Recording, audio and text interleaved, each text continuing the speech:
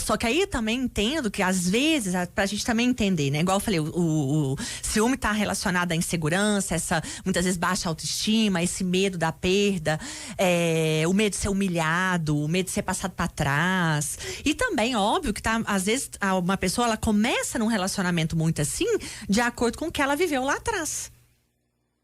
Às vezes ela teve experiências lá atrás que foram muito traumáticas. Então, e o ciúme também ele é ensinado? Por exemplo, a criança que viu o pai e a mãe serem ciumentos, ele pode virar um ciumento ou uma ciumenta também? Ele pode ser aprendido, com toda certeza. Tá. O ciúme também pode ser aprendido.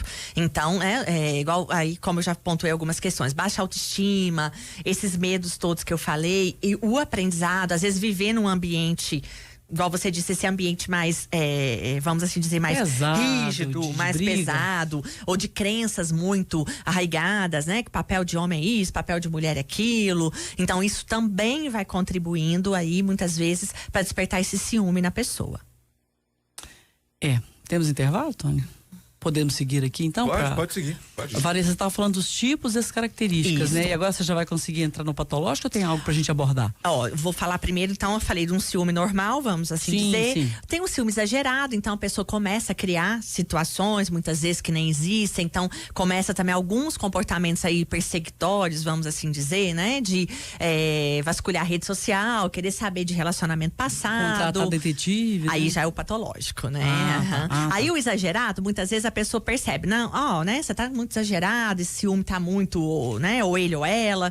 Então, a pessoa conversando, ela consegue muitas vezes resolver. Uma pergunta assim, muita gente fala assim, olha, se você tá com ciumento ou ciumenta, corta de início, no sentido assim, já coloca as suas regras de início pra pessoa não ficar tão invasiva. Isso funciona ou não? Ou só funciona durante um tempo? Depende muito da pessoa e depende muito do nível, do grau desse ciúme. Na prática, eu vejo muito isso. Depende, né? Igual eu falei, depende. Porque tem pessoas, então, que elas vão perceber que isso tá doentio. E elas também vão buscar uma ajuda, elas vão procurar se tratar, elas vão procurar entender a causa daquele ciúme, o que aquele ciúme desperta nela.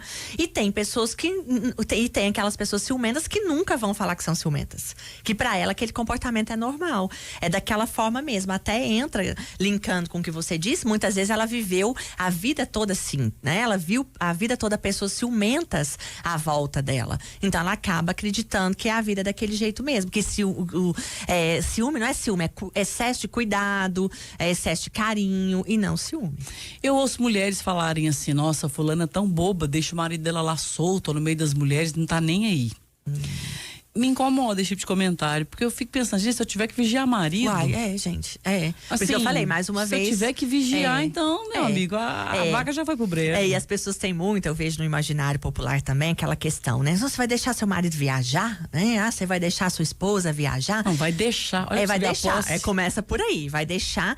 Mas o ciúme, né? É por isso que eu falei, vem dessa questão desse sentimento de posse, é como se o outro fosse meu. Porque uma coisa é eu ter ciúme da minha blusa, né? Por exemplo, é minha mesmo. Apego, né? É apego, né? Então eu não vou emprestar, um exemplo. Colar eu gostei bastante, viu? Você tem ciúme dele? Não, pode pegar emprestado. Então tá bom. Outra é eu ter ciúme de alguém, igual a gente tá falando, né? Eu ter essa relação de posse com o outro.